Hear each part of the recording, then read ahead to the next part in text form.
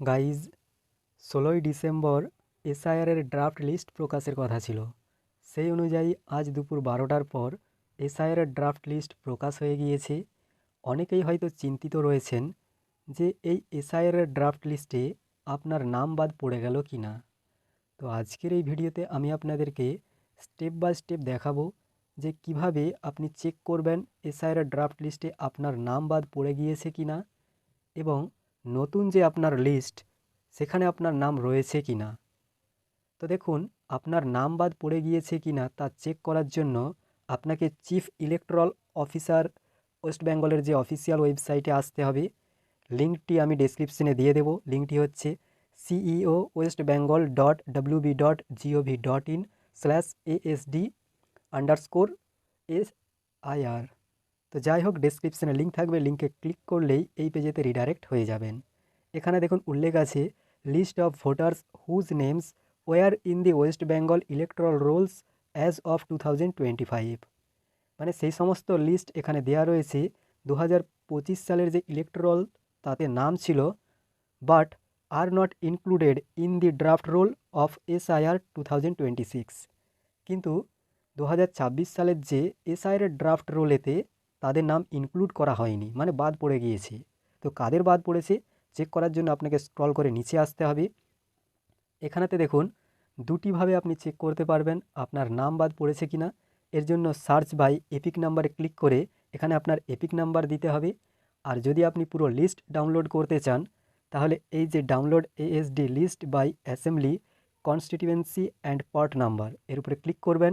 এখানেতে দেখুন district name, এর উপরে ক্লিক করে আপনাকে আপনার ডিস্ট্রিক্টটিকে সিলেক্ট করে নিতে হবে।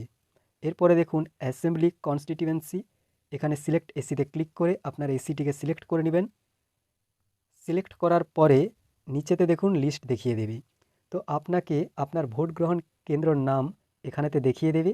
তার উপরে ক্লিক করে ডাউনলোডের সাইটে ডাউনলোডে ক্লিক করলেই যে সমস্ত ব্যক্তিদের নাম বাদ পড়ে গিয়েছে 2026 সালের ড্রাফট লিস্টে এসআইআরের, তাদের নামগুলো দেখিয়ে দেবে। তো যাই হোক, যদি আপনি এখানেতে না খুঁজে পান, কেননা অনেক নাম রয়েছে, এর জন্য ওপরে এই যে 3 ডট পাবেন এর উপরে ক্লিক করবেন। ক্লিক করার পরে দেখুন ফাইন্ড ইন পেজ, এর উপরে ক্লিক করে আপনার যে ভোট গ্রহণ কেন্দ্র যেখানে আপনি ভোট দিতে গিয়েছিলেন সেই যে স্থানটার নাম দিয়ে দিবেন। সম্ভবত স্কুলের নাম হতে পারে, যেমন আমি এখানেতে দিয়ে দিচ্ছি, ঠিক আছে। দেখুন এখানেতে আমি পিআইটিএএম দিলাম, এখানেতে পীতাম্বর চক প্রাথমিক বিদ্যালয় দেখিয়ে দিয়েছি। তো এর সাইটে ডাউনলোডে ক্লিক করলেই ডাউনলোড হয়ে যাবে। তো এক্সাম্পল হিসেবে আমি অমরচক প্রাথমিক বিদ্যালয় এটিকে আমি ডাউনলোড করছি, কেননা এটা আমি ডাউনলোড করেছিলাম। এটা আমি ডাউনলোড করছি। ডাউনলোডে ক্লিক করলেই দেখুন অটোমেটিক্যালি এখানেতে ডাউনলোড হয়ে গিয়েছে। এখানেতে যে সমস্ত ব্যক্তিদের নাম বাদ পড়ে গিয়েছে তাদের ভোটার কার্ডের নাম্বার এখানেতে শো করাবে, এপিক নাম্বার, এবং এখানেতে দেখুন নির্বাচকের নাম শো করাবে, কাদের নাম বাদ পড়েছে। এখানে সম্পর্কের ধরন, এখানে তিনাদের বাবা বা স্বামী বা স্ত্রীর নাম এখানে শো করাবে। এখানেতে দেখুন অংশ নাম্বার শো করাবে, পুরনো যে অংশ নাম্বার, এবং বয়স শো করাবে, এবং এখানেতে তার লিঙ্গ শো করাবে, পুরুষ না মহিলা, এবং সংগ্রহ না হওয়ার কারণ, অর্থাৎ বাদ কেন পড়ে গিয়েছে তার কারণ এখানে উল্লেখ থাকবে। যদি স্থায়ীভাবে কেউ স্থানান্তরিত হয়ে থাকেন তো সেটি এখানেতে শো করিয়ে দেবে। দেখতে পাচ্ছেন স্থায়ীভাবে স্থানান্তরিত এটি দেখাচ্ছে। আমি একটু জুম করে আপনাদেরকে দেখিয়ে দিচ্ছি। স্থায়ীভাবে স্থানান্তরিত মানে এখানে যে ভোট দিত উনি উনি কিন্তু আর এখানেতে ভোট দেন না, অন্য জায়গায় চলে গিয়েছে। সেই কারণে এই যে কনস্টিটিউয়েন্সি থেকে এনার নাম বাদ পড়ে গিয়েছে। এবং এখানেতে কিছু রয়েছে যাদের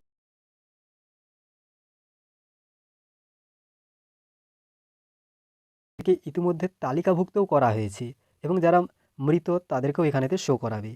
তো এই হচ্ছে আপনার এখানেতে যে সমস্ত ব্যক্তিদের নাম বাদ পড়ে গিয়েছে তাদেরকেও দেখতে পাবেন, এবং যাদেরকে বর্তমানে যোগ করা হয়েছে তাদেরকেও এখানেতে দেখানো হয়েছে।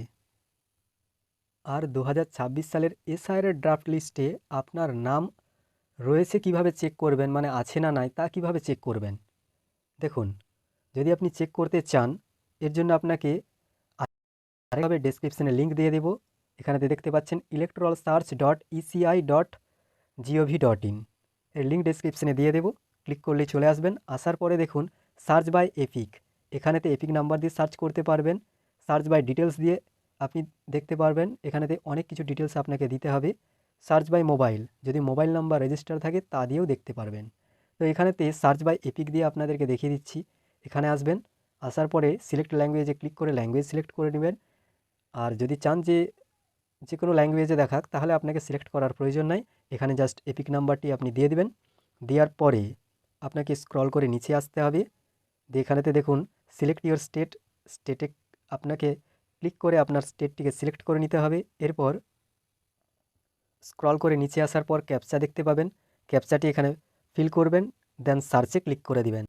সার্চে ক্লিক করার সঙ্গে সঙ্গেই কিছুক্ষণ সার্চ নেবে। এরপরে দেখুন ডিটেলস শো করিয়ে দেবে, দেখতে পাচ্ছেন এপিক নাম্বার শো করাবে, নেম এখানে শো করাবে, age, relative name, state show করাবে এবং ডিস্ট্রিক্ট শো করাবে, অ্যাসেম্বলি শো করিয়ে দেবে, পার্ট নাম্বার, পুলিং স্টেশনের নাম, এখানেতে সিরিয়াল নাম্বার, সমস্ত কিছু শো করে দিবে। ভিউ ডিটেলসে ক্লিক করে আপনারা আরও ডিটেলসে এখানেতে চেক করে নিতে পারবেন। তো এইভাবে গাইজ আপনার নাম 2026 সালের ভোটার লিস্টে রয়েছে কিনা তা চেক করতে পারবেন এবং যে এসআইয়ের ড্রাফট লিস্টে আপনার নাম বাদ পড়ে গিয়েছে কিনা তা জানতে পারবেন। ওইখানে পিডিএফে যদি আপনার নাম থেকে থাকে তাহলে জানবেন যে কোনো কারণে আপনার নামটি বাদ পড়ে গিয়েছে। এরপরে আপনি চাইলে বিএলও বা অন্যান্য জায়গায় যোগাযোগ করে আপনার নামটিকে পুনরায় নথিভুক্ত করতে পারবেন। তো গাইজ আশা করছি এই ভিডিওটির মাধ্যমে আপনারা কিছুটা হলেও উপকৃত হবেন। যদি হয়ে থাকেন ভিডিওটিকে লাইক করুন, আপনার রিলেটিভদের সঙ্গে শেয়ার করুন এবং চ্যানেলে নতুন এসে থাকলে চ্যানেলটিকে সাবস্ক্রাইব করুন। Thanks for watching.